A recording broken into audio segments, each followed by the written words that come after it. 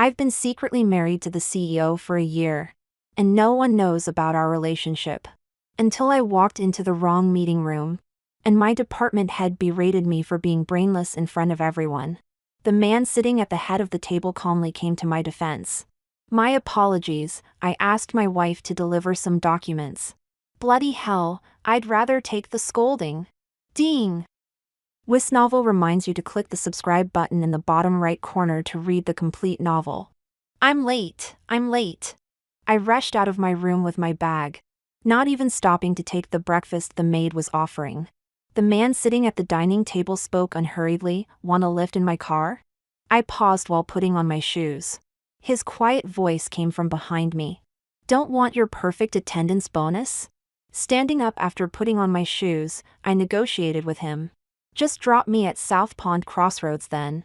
I'll walk the rest of the way. Evan Foster let out a scoff. He grabbed his suit jacket from the chair and dropped a casual comment as he passed me. I really don't know what you're worried about. What am I worried about? Obviously, I'm worried about my colleagues finding out I'm married to the CEO. It's been a year since we signed the marriage certificate. Throughout this year, I've been on tenterhooks at work, treading carefully. All because I'm afraid my colleagues might discover the unspeakable relationship between the CEO and me. In the car, Evan and I sat at opposite ends. He was looking out the window. Unlike most CEOs' habits, Evan never reads any documents in the car, saying it makes him dizzy. During car rides, he usually watches the scenery and passers-by outside. I softly broke the silence. Mr. Foster, it's almost been a year. About the divorce, I gathered my courage to say. Yes. Evan glanced down, adjusting his watch slightly. The lawyers are drafting the divorce papers. Since I have considerable assets, you might need to wait a bit longer. I understand, I replied obediently. A little wait is fine, as long as we can divorce smoothly. Initially, I agreed to this one-year marriage contract with Evan out of necessity. How perfect that we could get married quietly and divorce just as quietly. Feeling relieved, I cheerfully waved to Evan. I'll get off at this crossroads. Thanks for the ride today. Evan observed the obvious smile on my face, his eyes narrowing slightly. Then, returning to his gentle demeanor, see you at the office. I thought his words were merely polite conversation. After all, he was the CEO and I was just a junior employee. The chances of running into each other at the company were practically non-existent. Until my colleague notified me that morning's project discussion venue had to be changed. The original conference room was occupied. Evan needed the room for an executive meeting. The office was buzzing with excitement. Of course, it was only lively online. Offline, everyone was as quiet as a mouse. Gloria frantically messaged me on WhatsApp. Want to know the inside scoop on why Mr. Foster changed rooms? Me? Tell me. Gloria, apparently there was a perfume smell in the upstairs conference room that bothered Mr. Foster. I was honestly speechless. Evan was already so particular at home, but at work too? Gloria, actually, it's mainly because Mr. Foster's in a bad mood today. Gloria, they say his face was dark when he came in. Be careful not to get on his bad side later. I typed back, got it. All morning, our floor was eerily quiet. Usually some restless colleagues would wander between departments chatting. But today everyone sat properly at their desks, diligently focusing on their work. Everyone knew Evan and the other executives were having their meeting next door. The intimidation factor was indescribable. At 10 a.m., our project discussion began on schedule. I sat with Gloria in the corner of the conference table. Not to slack off, but because junior staff like us weren't really meant to participate in the discussion. We were there mainly to observe and learn. Suddenly my phone rang. Oh no! After frantically hanging up, I made eye contact with my superior, who was speaking. He was always kind to me and this time was no exception. He mouthed to me, "Go ahead." I pressed my lips together. Just then, a second call came through. Worried it might be urgent, I quietly slipped out the back door to answer. It was Grandpa Foster on the line. "Lorena dear, are you and that silly boy coming home for dinner tonight?" No matter how many times I heard it, I could never quite reconcile that nickname with Evan. I awkwardly deflected, I'll have to check with him. Don't bother asking him. Always so busy he won't even answer his phone, Grandpa Foster said. You just come. That boy will come running as soon as you're here. I couldn't agree with that assessment either. I whispered, Grandpa, is something wrong? Your grandmother, she wants a divorce. The nearly 80-year-old man rambled on about his grievances. Apparently Grandma had started playing online chess with another elderly gentleman. Grandpa got jealous and made some comments, which upset Grandma and led to this late-life crisis between the old couple. I was just worried about her straining her eyes. Grandpa Foster said dejectedly. I quickly tried to comfort him and promised to come over tonight to help smooth things over with Grandma. Lorena, Grandpa Foster sighed, you're my only hope. After hanging up, my head was spinning. Remembering the ongoing discussion, I headed back toward the conference room. The usual conference room was right there, so I automatically pushed open the door, only realizing my mistake as it swung open. The meeting room had changed, but it was too late. Everyone in the room turned to look at me. No familiar colleagues, no kind superior, just a sea of serious faces in suits. I drew in a sharp breath. Just as I was about to drop to my knees in apology and close the door, my department manager suddenly stood up. Clearly trying to distance himself from me, he shouted. Who told you to come in? Don't you have any sense? Don't you know this room's been requisitioned? Why are you still standing there? Can't you see you're holding everyone up? He said impatiently. Close the door and get the hell lost. I was grateful for the dismissal and about to flee, when suddenly, the man at the head of the table let out a soft laugh. Evan looked up at the agitated department manager. I asked my wife to bring some documents. He said smoothly, adjusting his sleeve. Do you have a problem with that, Mr. Black? Mr. Black's face instantly drained of color. He was speechless for several seconds before stammering. No, of course not. You could hear a pin drop in the conference room. Meeting the meaningful gazes of all the executives, I could only feel indignant. Damn you, Evan Foster. We're practically divorcing and you pull this stunt in public. How are we supposed to handle this now? Evan, being a man of great experience, maintained his composure perfectly. While I was awkwardly fidgeting, he smoothly covered for me. Where are those documents you were supposed to bring? I had no choice but to play along. With no actual documents at hand, just my phone. I opened my notes app, quickly typed something, and showed it to him. Grandpa wants you home for dinner tonight. He chuckled softly, his eyes twinkling with amusement as he praised me. Yes, that's exactly what I needed. Thank you for coming all this way. With acting skills like that, he should have gone into theater. Evan pretended to review the documents. I stood beside him, waiting for my phone. Those few seconds felt like the longest in my life. All the executives were watching me, some openly, others trying to be discreet. Their expressions varied, but they all conveyed the same message. So this is the CEO's wife? My department manager, Hubert Black, had a particularly fascinating expression. Regret, hatred, fear, and anxiety. All these emotions somehow managed to appear simultaneously on his face. Quite the spectacle. Having enjoyed his little performance, Evan returned my phone.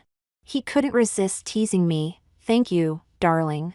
At those words, I could clearly see every executive's ears perk up. Apparently, gossip truly is human nature. But being the subject of said gossip felt rather uncomfortable. I carefully nudged Evan, signaling him to clarify. He gave me an ambiguous look. Through gritted teeth, I reminded him. What happened to keeping our marriage private? If word of my marriage to the CEO spread beyond this conference room, I doubted I'd make it out of the building in one piece. Evan smirked and cleared his throat. My wife prefers to keep a low profile. I trust you all understand what should and shouldn't be discussed.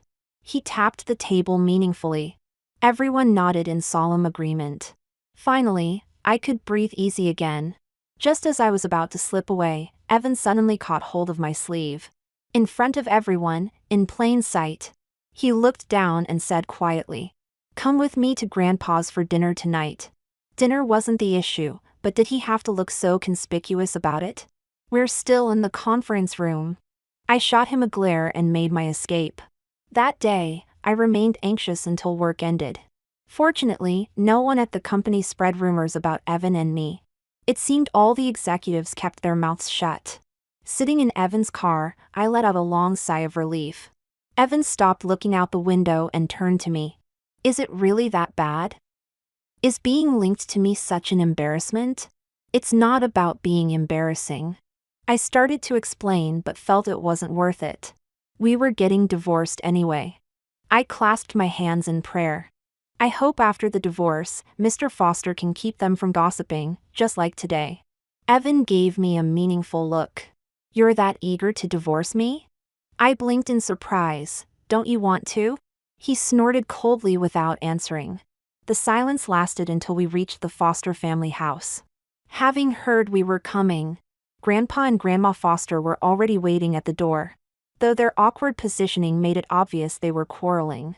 After getting out of the car, I secretly gave Grandpa Foster an okay sign, leave it to me. Grandpa Foster nodded gratefully. While I was carefully considering how to mediate, Grandma Foster was complaining to Evan about Grandpa's bad habits. Evan listened quietly, then suddenly asked in surprise, "You want to divorce Grandpa?" Then he looked at Grandpa Foster and drawled, as if finding an ally. Like grandfather, like grandson.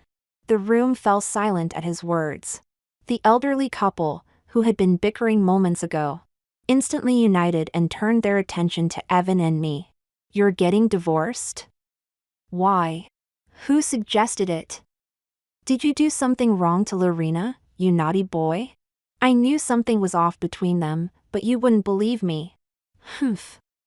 It must be because this boy doesn't know how to treat his wife properly. Oh, and you're so good at it? His stubbornness comes from you. I. Grandpa Foster stammered, then turned to scold Evan, explain yourself. Why on earth are you getting divorced? Evan looked at me innocently. The elderly couple followed his gaze. I flinched at the scene. This was completely different from what I had imagined. We needed to be honest with them about the divorce. But that was supposed to be after everything was settled. Not now when we hadn't even signed the papers. Facing their worried looks, I nervously asked, "Well, why are you two getting divorced?" Grandpa Foster quickly replied, "We're not getting divorced, we were just joking." Evan immediately followed, "We were just joking too." And just like that, everyone was happy. They all acted as if nothing had happened and cheerfully went to dinner. Later, Grandpa Foster secretly gave me a thumbs up. Well played, Lorena. It was just a lucky coincidence. That night, Evan and I were left at the family estate. Although we had separate rooms at our home in the city center, we naturally had to share a room at the estate. Having slept here a few times before, I wasn't too nervous. Evan, however, seemed quite anxious. Coming out of the bathroom, he even had his slippers on the wrong feet. When I kindly pointed it out, he stubbornly replied, "I prefer wearing them this way." I teased him, "Looks like you've inherited Grandpa's stubborn streak." He didn't respond for a while, which was fine by me, as I continued focusing on my laptop, answering questions from our new intern. His eyes eventually wandered to my screen, and his tone turned strange. "If he knew you were married, I doubt he'd have so many questions." "What do you mean?" Evan lifted his chin, "He's flirting with you." "Are you joking?" I scrolled through the chat history to show him. These are all legitimate questions. If they were legitimate, he wouldn't ask so many. I thought Evan was acting oddly. Worse still, his influence made me start seeing the perfectly innocent conversation in a different light. I quickly ended the conversation. "It's getting late. Let's discuss any questions at the office tomorrow." The young male intern replied enthusiastically and swiftly. "Okay, thank you, Lori. I'll bring you breakfast tomorrow." Evan mockingly mimicked. "Okay, thank you, Lori. I'll bring you breakfast tomorrow." I closed my laptop with a headache, looking at him helplessly. "What's wrong with you?" "Being stubborn," he said matter-of-factly, "inherited from my grandfather." Even as we lay in the same bed, I had no intention of speaking to Evan. But tonight, for some reason, he was particularly chatty. The darkness not deterring him from trying to talk to me. If anyone tries to give you gifts, don't accept them. Who would give me gifts? Those people from today's meeting. I sat up straight in bed, startled. Why would they give me gifts? To curry favor, Evan said. My head started spinning. I thought the boardroom incident was behind us. But apparently, it had sparked a chain reaction. What gifts? How could I accept gifts? What kind of CEO's wife was I supposed to be? I was panicking like a cat on hot bricks. While Evan, the root of all this trouble, lay there serenely. I couldn't help but scold him. Why did you have to call me that today? Do you need to ask? Evan muttered. After how Hubert Black spoke to you like that. Saying such thoughtless things, I couldn't just let it slide. I complained, but you didn't have to sacrifice me to get back at him. Don't worry, Evan softly reassured me. I'll order them not to send you any gifts.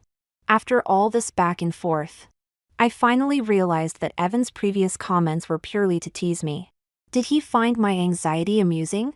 After several deep breaths, I still couldn't let it go and formally accused him. You're becoming stranger and stranger. How so? We agreed to keep it private. But you called me your wife in front of all the executives. We agreed to divorce, but before we've even signed the papers. You're having your grandparents convince me not to leave. I said resentfully, who handles things like this? I'm starting to think you don't want a divorce anymore. Evan was silent for a long time. Perhaps darkness strips away people's final pretenses. As I heard his low voice next to my ear. I really don't want to divorce. But we had an agreement.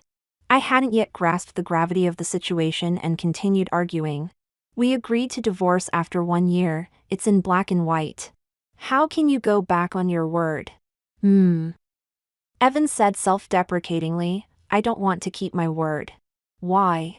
He suddenly leaned closer. The distance between us suddenly shortened, making my heart leap into my throat. His gentle breath brushed against my cheek, and I could feel his dangerous gaze fixed on my lips, making me unconsciously press them together. Evan gave a soft laugh. I like you, can't you tell? I wanted to ask him how I was supposed to see that. But clearly, this wasn't the time for such a conversation.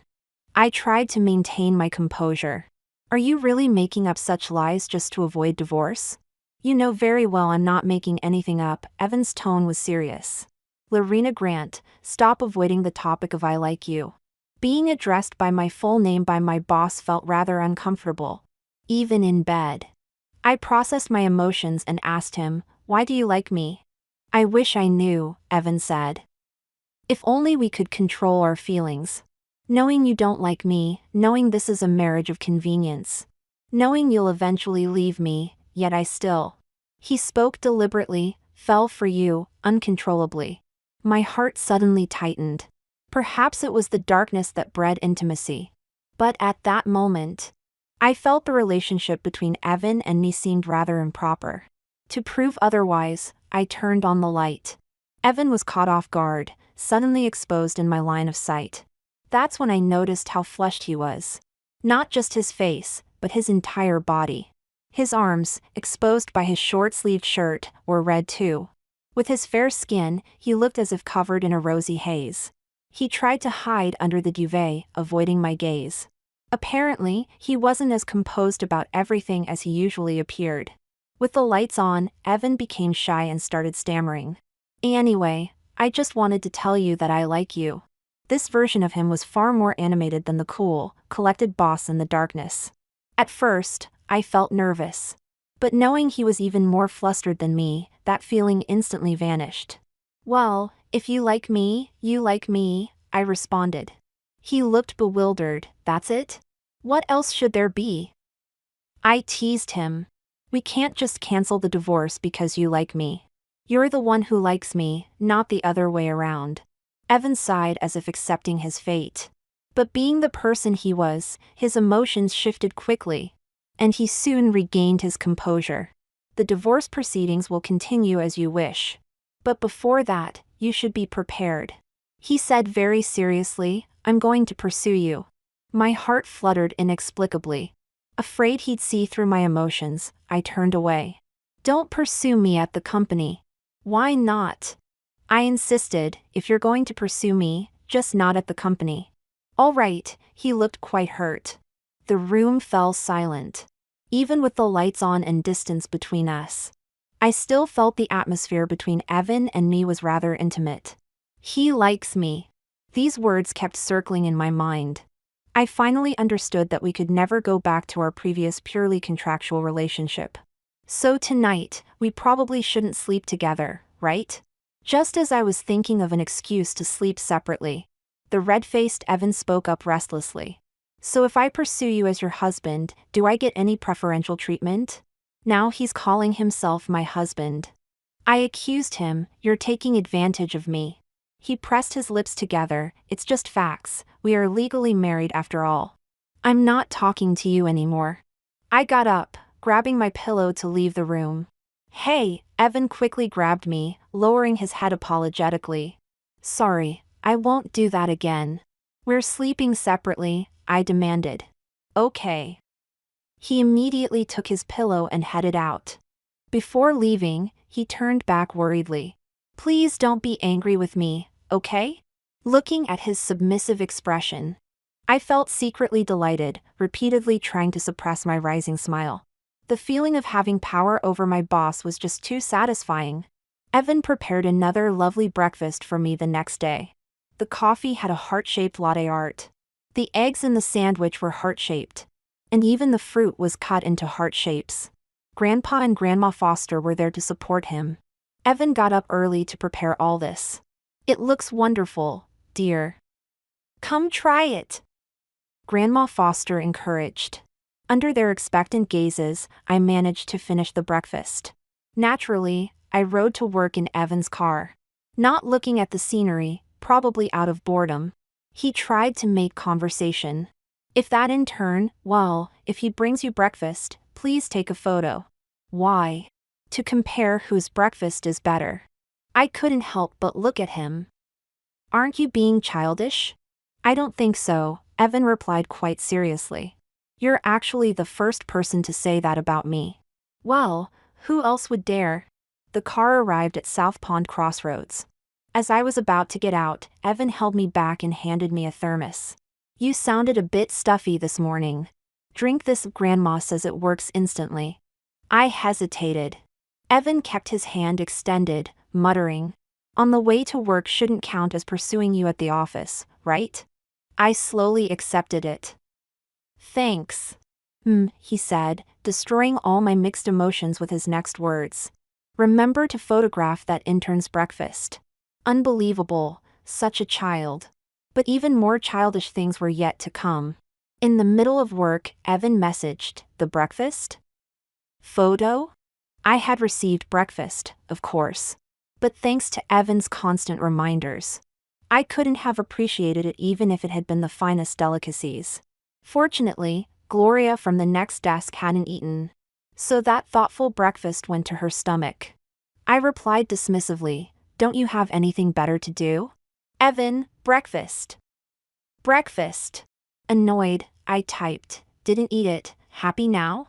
Evan, thanks, suddenly the meeting seems much more interesting. Evan's childishness continued until closing time. He messaged proactively, I'm waiting at South Pond Crossroads. He hadn't picked me up many times before. His car was quite noticeable. And I worried about attracting colleagues' attention. Always trying to avoid suspicion. If I had to be careful when our relationship was purely professional. Now with this undefined situation, there was even more reason to be cautious. So I refused, working late, don't wait.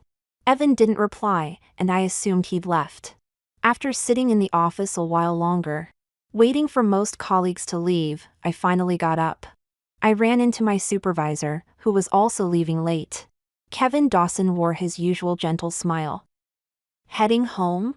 Yes. How's the intern doing? I've noticed he's quite eager to learn. Is it overwhelming? It's fine. He kept the conversation professional, and I responded accordingly. Until he checked his watch and said casually, "It's getting late. Let me treat you to dinner?" I looked at him uncertainly. He smiled. "Don't feel pressured. After work hours, I'm not your supervisor. You can refuse if you want."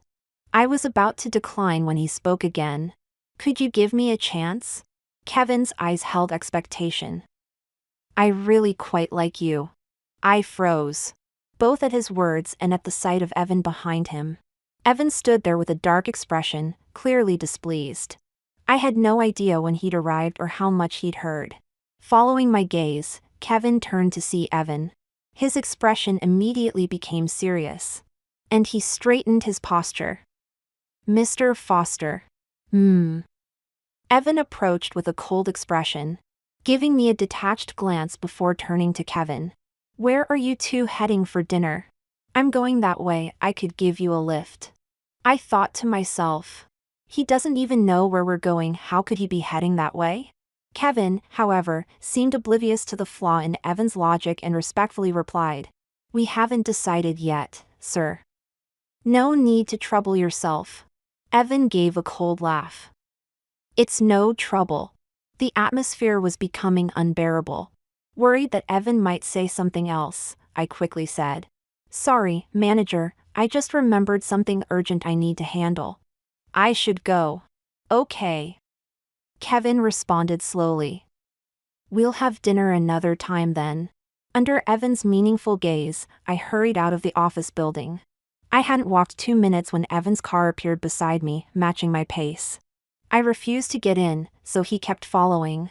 After looking around, I reluctantly got in with a frown.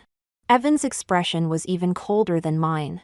"Why is it okay for him to pursue you at work?" I never encouraged him. "He was asking you to dinner." Evan persisted. "Is this why you won't let me pursue you at the company? So you can keep your options open?" I stared at him in disbelief. "You're being ridiculous." Oh, Evan's tone was icy, so Kevin is the sensible, gentle one? I rolled my eyes, deciding not to speak to this fool for the rest of the evening. The Cold War continued at home. Thankfully, the house was large enough that we didn't have to face each other. I occupied myself with gaming, watching shows, and my skincare routine until 10 o'clock. Suddenly, an email from the CEO's office popped up on my phone.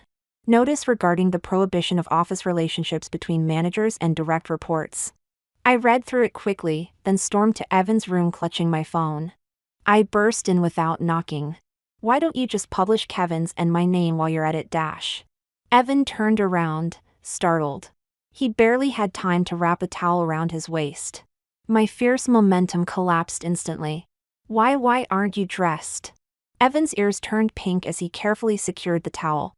"I just got out of the shower." That's still no excuse to be undressed, I thought to myself.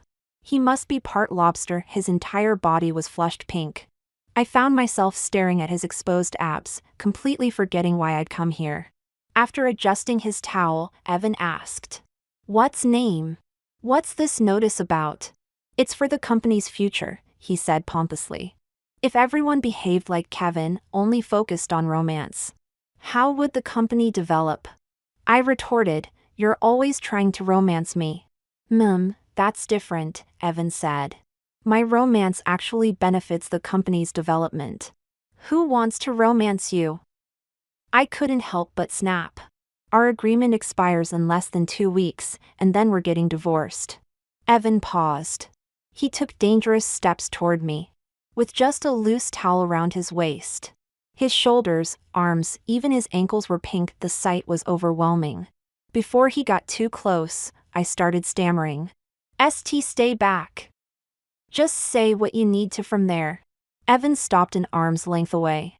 I could feel the heat radiating from his body. Though I dared not look directly at him, I felt hot all over. Evan's cool, rich voice carried a note of confusion. "Why are you so determined to divorce me?" To be honest, I haven't figured out this issue myself. In my fixed mindset, Evan and I were just in a contractual marriage. When the contract expires, we would divorce. So throughout this year of marriage, I never dared to fancy him. Even though Evan perfectly fits the traditional definition of excellence in every way. Sometimes my colleagues would swoon, saying how wonderful it would be to have a sweet romance with Evan. Even with all the advantages in my position, I never thought that way. He's the CEO, I'm just a regular employee. No matter how a romance might end, I would be the one getting hurt more. I cherish my job and I'm content with it. So I didn't want to get too involved with him at work. After all, losing both love and career would be devastating. After a year of anxiously keeping our marriage secret, I thought we could finally end things peacefully. But then he suddenly developed feelings. My stubborn heart began to waver too. Honestly, I really don't know what to do anymore. I lay awake until 3 a.m. The next day, I went to work with heavy dark circles under my eyes. My colleagues all had panda eyes too, but theirs were from excitement over the office gossip. Gloria immediately shared with me, "Why weren't you on the gossip group chat last night?" Everyone was trying to guess which department made Mr. Foster send out notices in the middle of the night. I nervously glanced towards Kevin's direction. "What did they guess?" "You won't believe what we found out," Gloria said with amazement. "Remember that creepy guy from sales whom Mr. Foster fired? He was sending inappropriate messages to female employees behind his wife's back. Even photos from those kinds of places. Ugh." My face contorted in disgust. Though apparently it was quite small. Haha. And that handsome bloke from marketing who seemed so proper? He was secretly dating 3 female employees at once. Ugh. My expression grew increasingly disturbed. Gloria shared office gossip with me all morning. I listened in astonishment, utterly amazed. In the end, I almost felt like my secret marriage to Evan wasn't such a big deal in comparison. During lunch break, we happened to run into Evan coming out of the adjacent meeting room. Gloria whispered, "Haven't you noticed we've been seeing Mr. Foster a lot lately?" A female colleague agreed. "I heard he's been having meetings on our floor frequently. He's not even using the top floor conference room anymore." "Why?" "No idea." Gloria looked around puzzled. "Is there something special about our floor that attracts him?" I tried to make myself invisible. But Evan's presence was too strong to ignore. I felt like I saw him every day, colleagues were always discussing him. There was simply no escaping him. Under extreme pressure, I decided to confide part of the truth to Gloria. "Well, I have this friend." Gloria's eyes immediately lit up. "Go on." She and her husband had an arranged marriage, each for their own reasons. They agreed to stay married for just 1 year. But now her husband suddenly says he likes her. Yes, and now she doesn't know what to do. Is the husband tall? Handsome? Rich? I thought carefully, then nodded, yes. Then she should go for it, Gloria said. When such a catch falls into your lap, why let him go? But they work at the same company. If they break up, why think about breaking up before even starting? Is marriage meant to end in divorce? I pressed my lips together. That was actually her plan. This time Gloria fell silent. After some thought, she said, "I think your friend must have some feelings for her husband. If she didn't, this wouldn't bother her, she'd just get divorced." She looked at me questioningly. "Don't you think?" I lowered my eyes, feeling exposed, maybe. Afterwards, I kept wondering about my true feelings for Evan. Before I could reach any conclusions, Evan called me upstairs during lunch break and handed me a document. Divorce papers. He said, "The lawyer has drafted it. Please review and let me know if there are any issues." My instinctive reaction was resistance. At that moment I realized I didn't really want to sign. But Evan's tone was cold, completely unlike his recent warmth. And I didn't dare voice my change of heart. I clutched the papers to my chest and retreated. "I'll look at them later, if that's all right." "No rush." As Evan watched me leave, he added, "I'll handle things with Grandpa and Grandma. If you want the divorce, don't feel burdened about them." I leaned against the door, looking at him. "Thank you for covering my grandmother's medical bills back then." "That was in the contract, no need for thanks," Evan said. "If I hadn't married you, I wouldn't have been able to inherit the family business smoothly. Right, that was why we had this arranged marriage in the first place. Nothing to do with feelings, just mutual benefit. Now that this marriage was finally ending, I could barely read Evan's expression. He smiled and said, "Lorena, being married to you has been quite pleasant." I tucked the divorce papers away in my office drawer. Afterwards, I couldn't stop cursing. What happened to all his claims of affection? What about his pursuit of me? How could he just proceed with the divorce so decisively, without any hesitation? I thought bitterly that this was all Mr. Foster's so-called love amounted to. I cursed while feeling relieved at the same time. I was relieved that I hadn't shown him any real feelings. Grateful that I wouldn't end up losing both my heart and my job. Relieved that this marriage would end just as quietly as it had begun. Exactly as I had anticipated. Gloria suddenly pinched my cheek. "What are you thinking about? You look fierce." "Thinking about a jerk." She chuckled. "Time for the presentation. Grab your laptop, quick." I composed myself and carried my laptop into the conference room. I was the main presenter for our team's report today. I had prepared extensively beforehand. So I was confident that, no matter how much of a jerk Evan was, he couldn't affect my performance. Everything went exactly as planned. The presentation went smoothly. And during the break, I went to the ladies' room. When I returned, my world turned upside down. Everyone was staring intently at the main screen in the conference room, which was displaying my WhatsApp chat. That's when I remembered my laptop was still connected to the projector. The messages flooding in were from Evan. "Darling, don't sign the papers. I'm sorry, please don't divorce me. I was just testing you, I never meant to divorce. I was pretending, I care so much it hurts. You don't know how heartbroken I was when you walked away. Darling, please. Come upstairs, I'll get on my knees. I'll beg if that's what it takes. I don't want a divorce. I won't bother you at work anymore. Whatever you say goes from now on. I don't even mind if you want to see other people. Darling, please respond to me, I'm begging you." Watching the typing indicator at the top of the screen, I nearly fainted. Under everyone's gaze, I rushed forward to close my laptop. The conference room was dead silent. Everyone kept their heads down, clearly wanting to look but not daring to. Trying to maintain my composure, I approached Kevin. "Sir, may I take the afternoon off?" Of course, Kevin's voice was trembling. "Take as much time as you need." I thanked him and hurried out of the conference room with my laptop. With nowhere else to go, I returned home. Feeling dejected. Dejected because I seemed to be messing everything up. My marriage was over, and my career was in shambles. I didn't need to guess, my colleagues were surely gossiping about me like mad. Gloria, ever so eager for drama, was probably spreading the news across every group chat she could find. I didn't want to look at my phone. Curling up on the sofa with a cushion, I thought, let me just die of embarrassment until the end of time. The next second, Evan burst through the door. He must have rushed back, his hair slightly disheveled, sweat on his forehead. And even his usually immaculate shirt and trousers were wrinkled. Upon seeing me, he let out a heavy sigh of relief. Then, in a hoarse voice, he apologized. "I'm sorry, darling. I didn't know you were at work." "It doesn't matter," I said resignedly. "What's done is done." Evan took 2 steps closer. After a moment's hesitation, he crouched in front of me.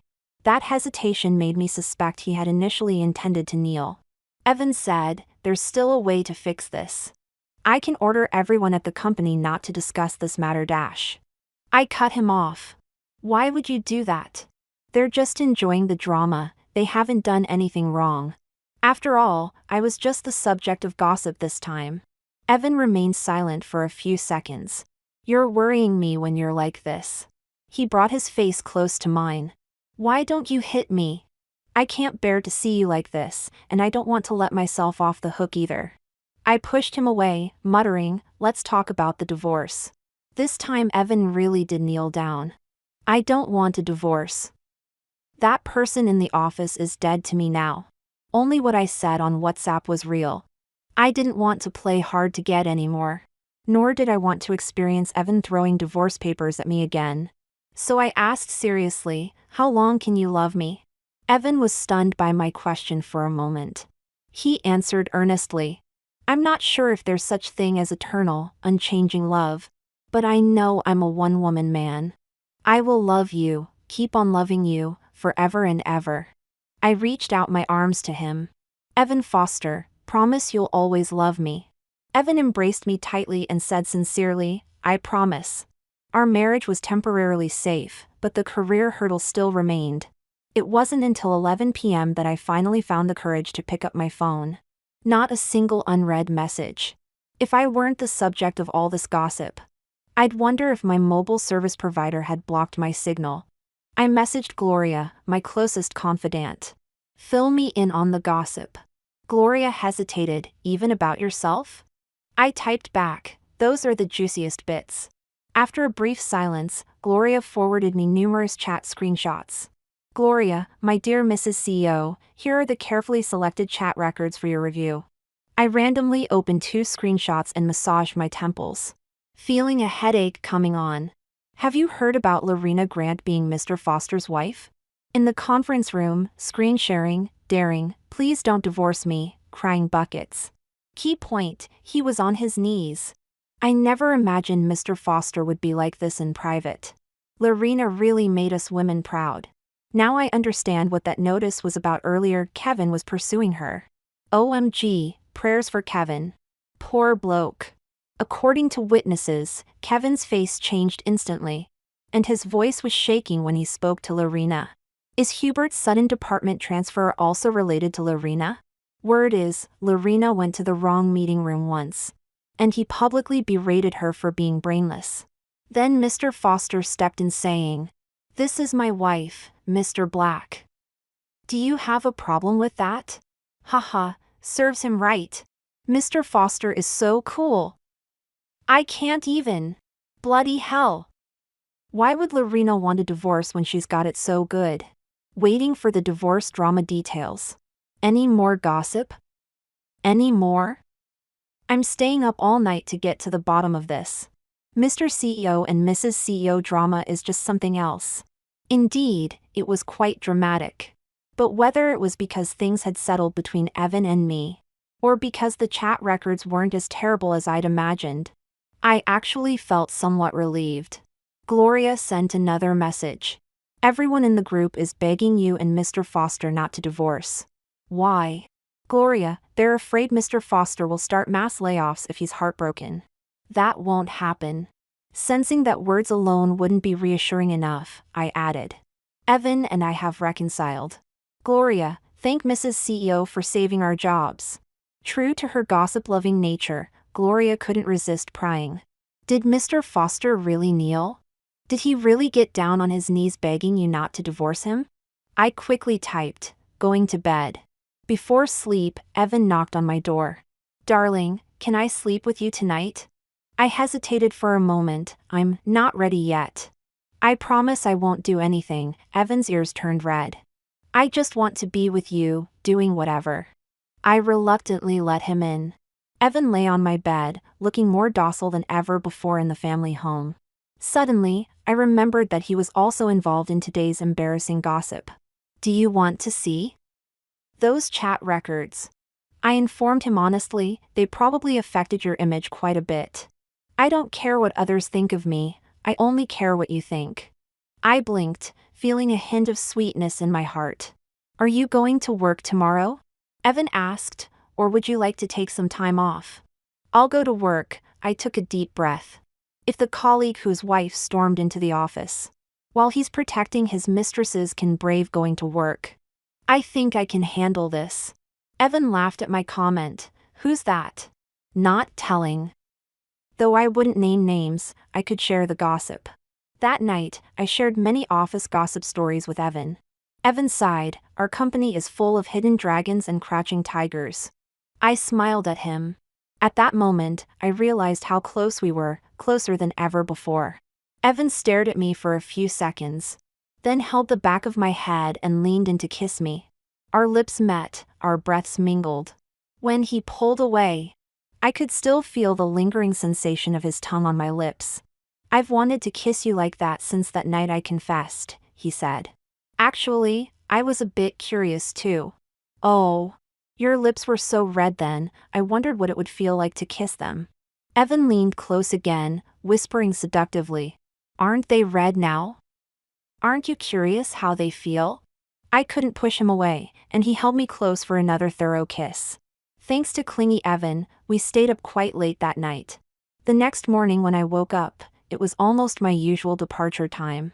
I jumped out of bed in panic, glaring at the culprit leaning against the doorframe. "Why didn't you wake me? This is all your fault. Take my car." Before I could respond, he added, "No need to get off at South Pond Crossroads. Let's go into the office together, shall we?" At that moment, I understood his intention. Hugging the duvet, I asked him, "If I'm late, can your perfect attendance bonus be deducted instead of mine?" Evan waved his hand dismissively, "Deduct it as you please." I smiled as he pulled me up, and we unhurriedly began our wonderful journey to work.